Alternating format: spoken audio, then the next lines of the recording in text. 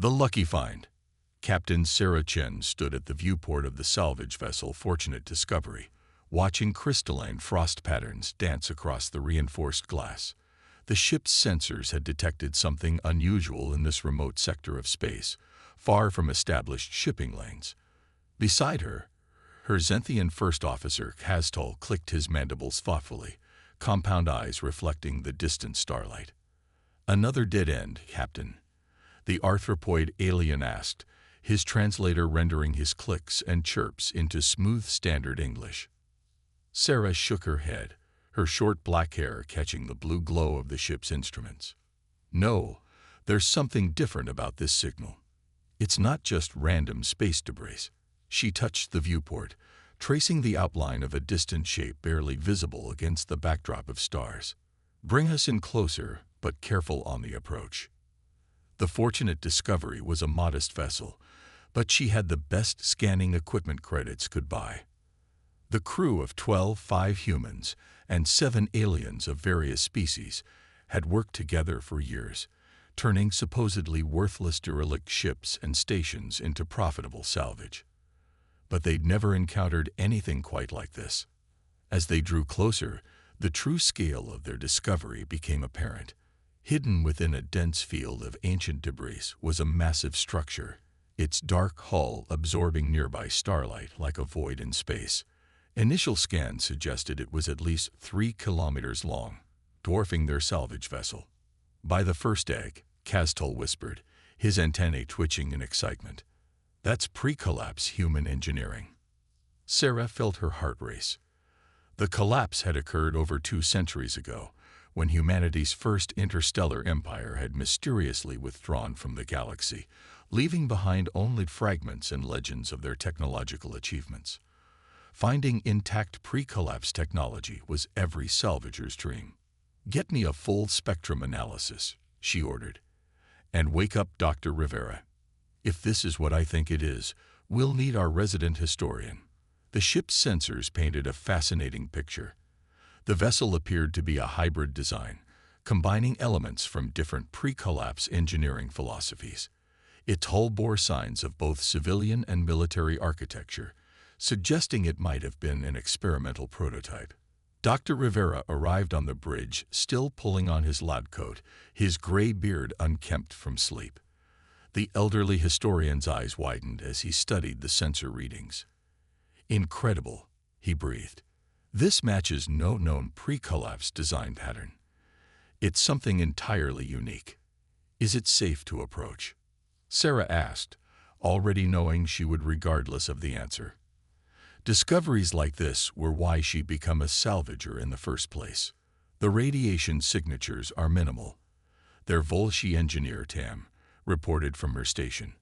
The feathered alien's head crest rose in excitement as she studied the readings. No signs of reactor breach or weapons discharge. Structure appears largely intact despite its age. Sarah made her decision. "Prep the boarding shuttles. Tam, you're with me on the engineering team. Castal, coordinate from here and keep the engines hot, just in case. Dr. Rivera, you're our guide. Let's see what secrets this old girl has been keeping." As the boarding team suited up, Sarah couldn't shake the feeling that this discovery would change everything. Pre-collapse vessels were rare enough, but one of this size and apparent complexity. It could rewrite their understanding of human technological achievement before the collapse. The shuttle bay doors opened, revealing the dark bulk of the derelict ship looming before them. Sarah checked her suit's seals one final time and gripped the shuttle's controls. "Remember everyone, standard salvage protocols. No heroics, no risks. We do this by the book." Dr. Rivera chuckled beside her. "My dear Captain, I don't believe there is a book for what we're about to find." As they approached the massive vessel, emergency lights suddenly flickered to life along its hull, as if awakening from a long slumber. Sarah felt a shiver run down her spine that had nothing to do with the cold of space. Whatever they'd found, it wasn't as dead as it appeared. The Fortunate Discovery had lived up to its name, but as Sarah guided their shuttle toward what appeared to be a primary docking bay, She wondered if they were truly ready for what awaited them aboard this mysterious vessel. The pre-collapse era was known for its wonders, but also for its dangers. Some secrets, perhaps, were better left buried in the void of space. But it was too late for such thoughts now. Her crew had a job to do, and Sarah Chen had never been one to leave a mystery unexplored. As the docking bay doors slowly creaked open, responding to codes that should have been lost centuries ago, she knew they were about to make history, assuming they survived long enough to tell anyone about it. Legacy of the Stars. The boarding shuttle's landing lights illuminated vast stretches of the derelict's hangar bay, revealing rows of empty launch racks and maintenance gantries. Sarah led her team down the shuttle's ramp, their magnetic boots clinking against the ancient deck plating. The emergency lighting that had activated during their approach cast everything in a pale blue glow, creating long shadows that danced as they moved. Atmosphere readings? Sarah asked, her voice tight with anticipation.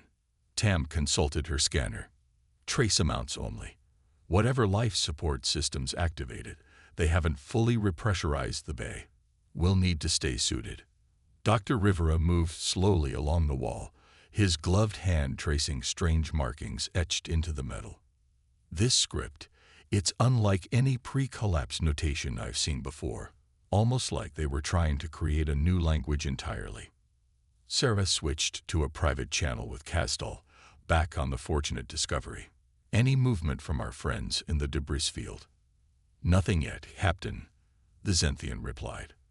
But these readings, something about this ship is interfering with our long-range scanners. We're effectively blind beyond the immediate vicinity. Noted. Keep the engines primed. Sarah returned to the main channel. Tam, what's your assessment? The Volsci engineer had her feathered head tilted to one side, a sign of deep concentration. The technology is extraordinary. These aren't just maintenance bays, they're automated manufacturing facilities. This ship wasn't just designed to launch fighters. It was meant to build them. A mobile shipyard? Sarah asked, surprised. Such technology was theoretical even in modern times. More than that, Tam replied, excitement causing her feathers to ripple.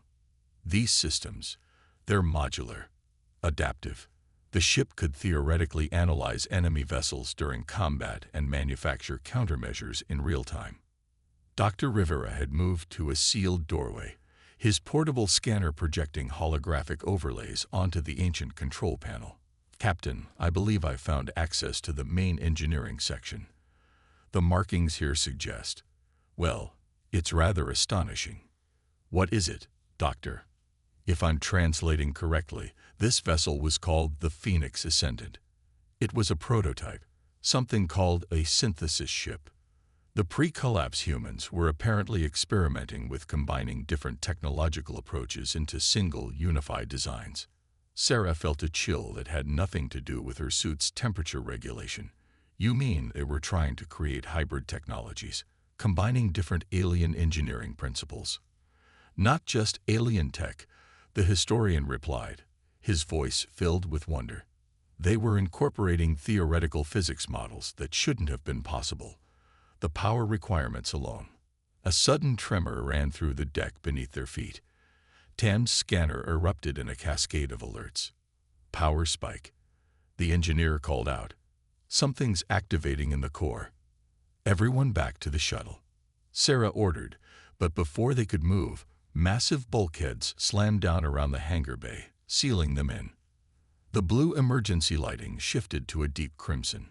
A voice, ancient but clear, echoed through their suit radios. Unauthorized presence DETCTED. Initiating security protocols. Castal. Sarah shouted into her comm. Status. Captain, the ship's defense systems are powering up. I'm reading weapon signatures that shouldn't be possible. You need to shut it down. Tam was already at a control panel, her clawed fingers dancing across the ancient interface. The AI is active but fragmented. It's operating on centuries-old protocols. It thinks we're intruders from some long-forgotten war. Can you shut it down? Sarah demanded. Not from here. We need to reach the main bridge or engineering. But Captain, these power readings, if the defensive systems fully activate with an unstable core, we could trigger a cascade failure that would take half the sector with it, Dr. Rivera finished grimly. Sarah made a quick decision. Tam, you and Dr. Rivera work on accessing the engineering systems. I'm heading for the bridge. If this thing has an eye, maybe I can reason with it. Captain, that's too dangerous, Tam protested. No choice. If we don't get control of this ship soon, we'll have bigger problems than locked doors.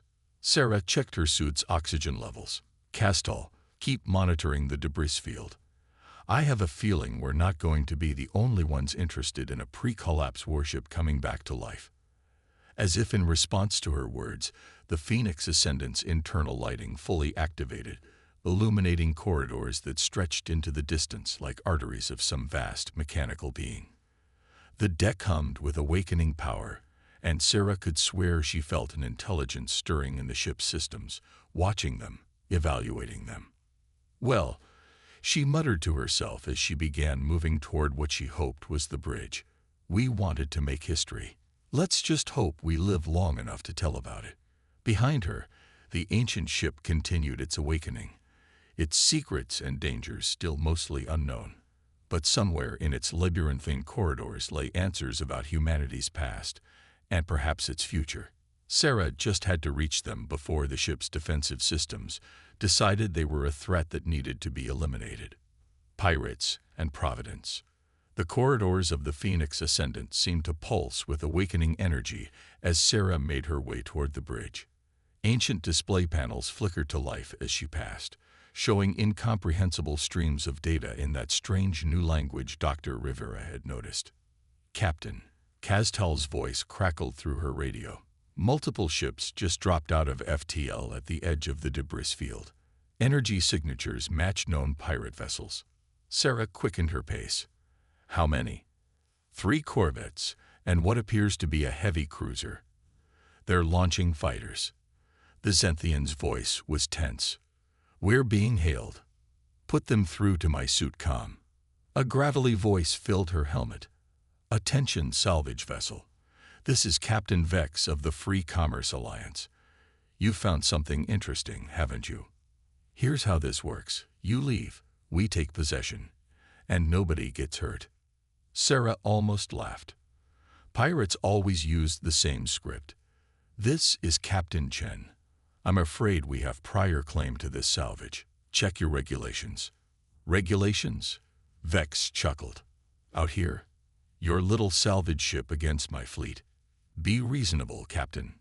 Meanwhile, Tam's voice cut in on a private channel. Captain, we've reached engineering. The good news is the core is stable. It's actually more advanced than anything I've ever seen. The bad news is the AI has locked us out of most systems. Keep working on it, Sarah replied, then switched back to the pirate channel. Captain Vex, I strongly suggest you reconsider. This vessel's defensive systems are active and unpredictable. All the more reason to claim it, Vex responded. You have 10 minutes to evacuate. Then we start shooting. The communication cut off. Sarah reached what appeared to be the bridge's main entrance, a massive armored door sealed with more of the strange markings. Dr. Rivera, any insight on getting through these doors? The markings appear to be some form of verification system, the historian replied. But it's not just about authorization. It's testing for understanding. Like a puzzle. We don't have time for puzzles, Sarah muttered, studying the symbols. But something about their arrangement seemed familiar. The pre-collapse humans had been known for their love of redundancy, their need to build failsafes into failsafes. She pressed her hand against the central panel. I am Sarah Chen, commanding officer of a salvage vessel, requesting emergency access under Protocol 7 of the Colonial Salvage Code. For a moment, nothing happened. Then the symbols began to rearrange themselves, forming new patterns. A soft voice, different from the hostile AI, spoke. Emergency protocols recognized. Warning. Bridge systems only partially functional. AI fragmentation at 67%. Do you wish to proceed? Yes. The massive door slid open with a hiss of ancient hydraulics. The bridge was vast, clearly designed for a much larger crew, with stations arranged in concentric circles around a central command platform. Most displays were dark, but the main view screen was active, showing the approaching pirate fleet. 5 minutes until they're in weapons range, Castal reported. Sarah climbed onto the command platform. Tam, what can you tell me about the weapons systems? They're incredible, the Volsci engineer replied. But most are offline. We have minimal point defense, and wait, Captain, there's something else. Some kind of hybrid drive system. It's like nothing I've ever seen. Can we use it? Maybe, but... Tam paused. Captain, if I'm reading this correctly, it could either save us or tear a hole in space-time. The pre-collapse humans were playing with forces they barely understood. 3 minutes, Castal warned. Sarah touched the command console. The same soft voice spoke. Command authorization required. State parameters of emergency protocol. She took a deep breath. This vessel is under threat from hostile forces. We claim protection under salvage laws and request defensive assistance. The bridge hummed to life. Displays flickered on, showing system status reports in both the strange symbols and, surprisingly, modern standard language. The hostile AI voice returned, but now it seemed different. Threat SCSS Mint INITID. Analyzing hostile forces. Calculating RESFO and SEOP tions. 1 minute, Castal reported. They're charging weapons. Time to see what this old girl can do, Sarah said. Tam, hit ready with that drive system. Dr. Rivera, I need you to help me understand these controls. And someone tell our pirate friends they're about to learn why pre-collapse technology is treated with respect. The Phoenix Ascendant shuddered as ancient systems awakened fully for the first time in centuries. On the main screen, the pirate fleet grew larger, their weapons hot, clearly expecting an easy victory. They had no idea they were about to face technology that had helped humanity build its first interstellar empire. Sarah gripped the command rail as targeting solutions appeared on the display. The ship's AI spoke once more, but now its voice had changed. Less hostile, more focused. Combat protoxicals engaged.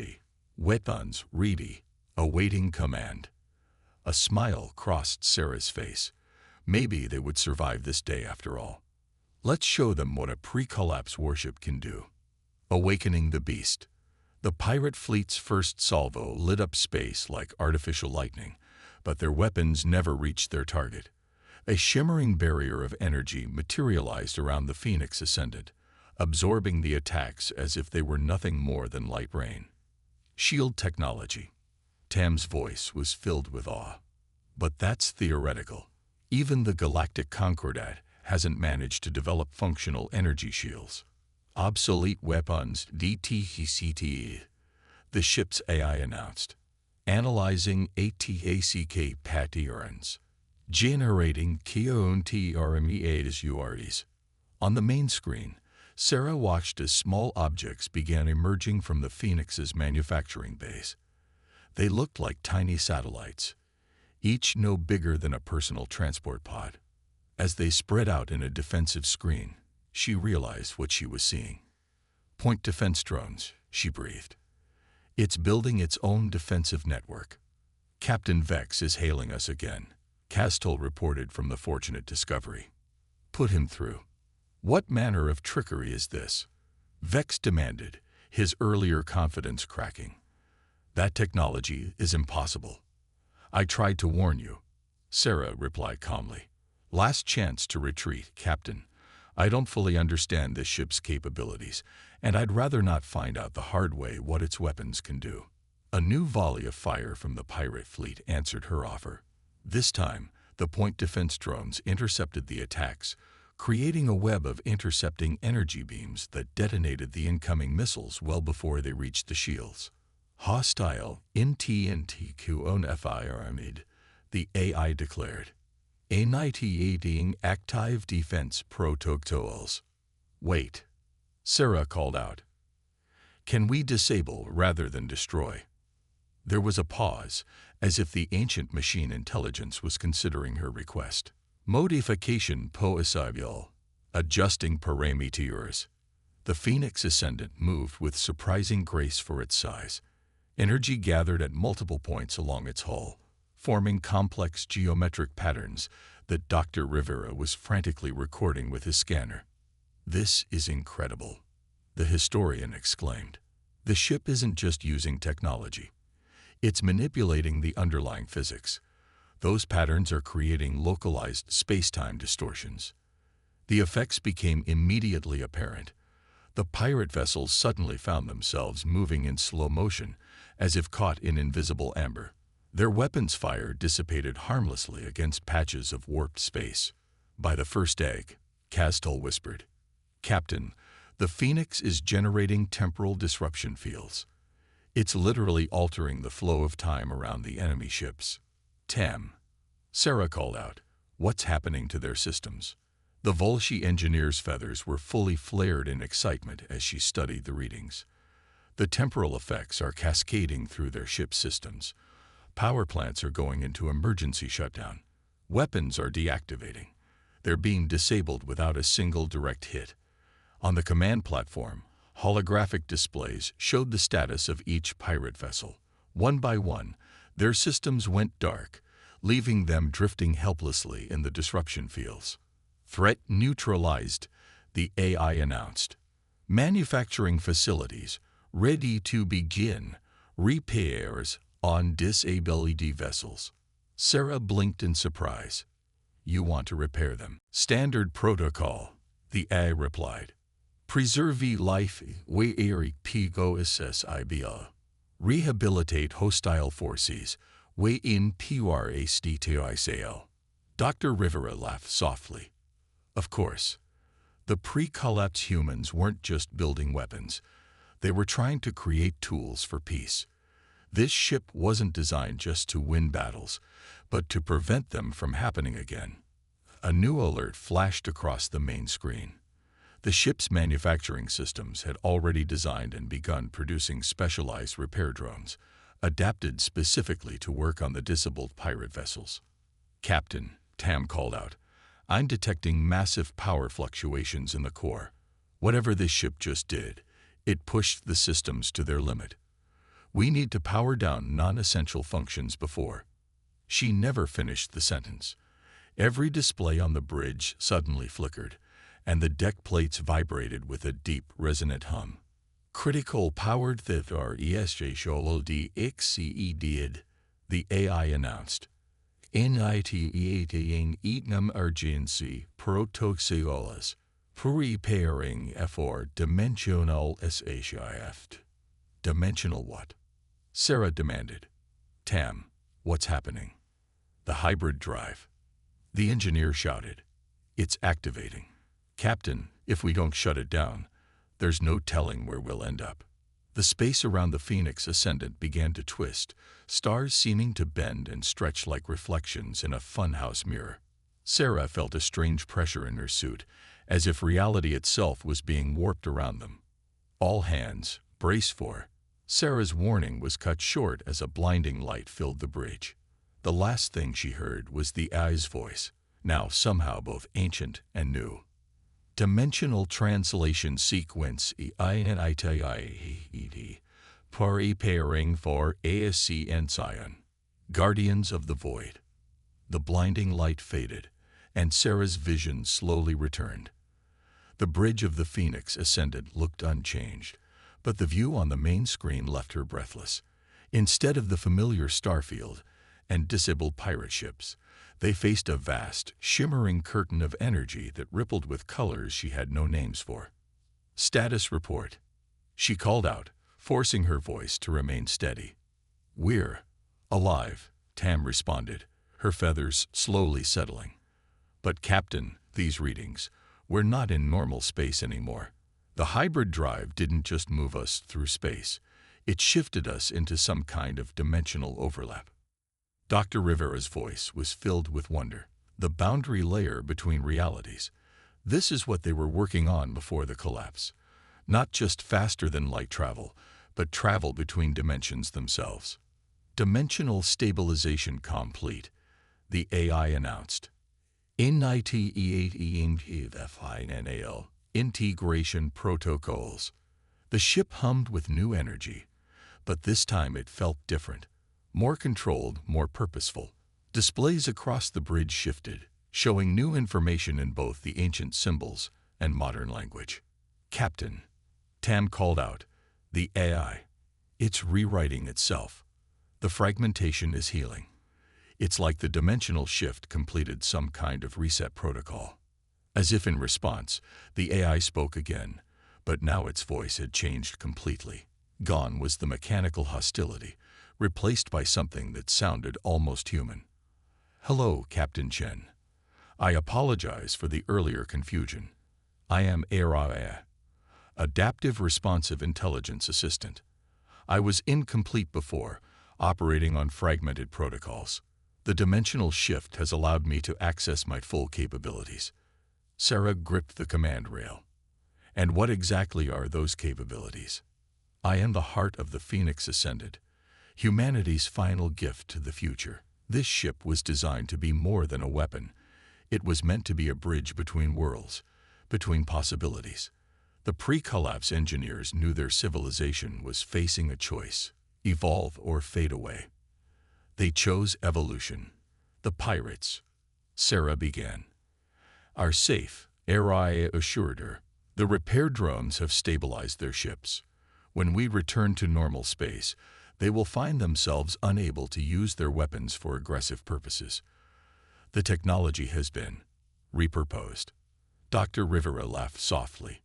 "Magnificent. They didn't just build a peacekeeping vessel. They built a peacemaking one."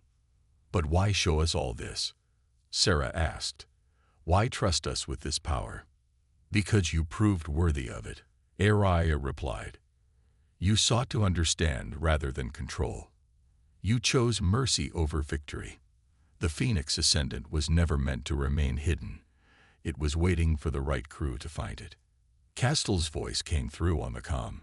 "Captain, the fortunate discovery is receiving a data transfer from the Phoenix. It's upgrading our systems, making them compatible. Your vessel will serve as our tender," Ariad explained. "Together, we can continue the mission, helping civilizations advance through understanding rather than conflict." Sarah looked around at her crew, human and alien alike, and saw in their faces the same mix of awe and determination she felt. They had set out to salvage a derelict and instead found a purpose. "The dimensional shift is ready to reverse," Tam reported. "We can return to normal space whenever you're ready, Captain." Sarah straightened her shoulders. "AI, if we accept this mission, what exactly would it entail?" "There are more vessels like me out there, Captain. More pieces of humanity's legacy waiting to be found. But more importantly, there are civilizations on the brink of conflict who need to be shown a better way.